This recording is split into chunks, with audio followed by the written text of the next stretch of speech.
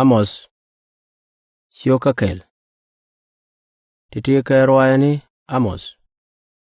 Yenden Mebere Mashale Tekowa Te Yanen Kala Kakuyurel Runadanraw Me Kenepeinalat Ken Ninrata O Zia a Quarandid Ka Juda Ka Sho Yarabam Agariyai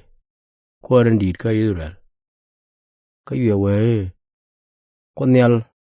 Twoganaga Dion Ka Pal Jawde Naga Jerusalem Walo yu could Ka Jul Way Palm Carmel Roll Na me min lar Konyale Ji Damascus Sha Dweran Wanle Kuyama An Shabi Kajo Kariagin Nonke Ko Chaji Gilead Kom Ka Komni Yeda Kuyama Ba mai way widwel Ya Dawel Kabe Tiay Benadat Tin Bombom Ben Perepet Bay Shik Sieni Damascus Tol Kapin Kabajik Dial Na wi Palm Taba Eben Kaba Kwara Wol Ka Besaden Kabiji Syria Wishing Lapay Kakir Rainan Konyal Ji Filazet Neme Amin Lar Konyale Ji Gada Shadwer Wanlet Kuyama An Shabekai Jo Kariak Inong Ke Ko Shadur Nas Jaka Pay Nigandia Ka Biga Kawa Tup Ka Idom Kuyama Ba Mai Way Palm Gaza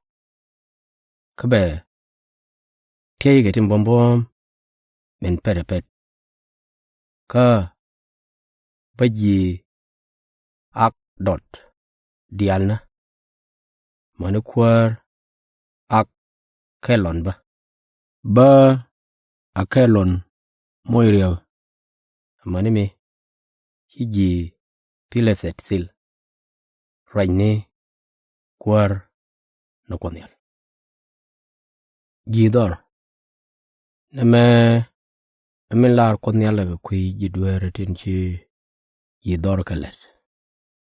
An Chariag Dien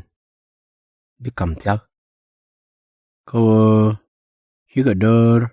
Nika en Lida Pay Nika Idom Ka Ken Ga Guk Maratit Ka Kuyama Ba Mai Way Wi Palm Rea Dur Kabe Tiay Getin Bombom Perepet Edom Neme Min Lar Konyale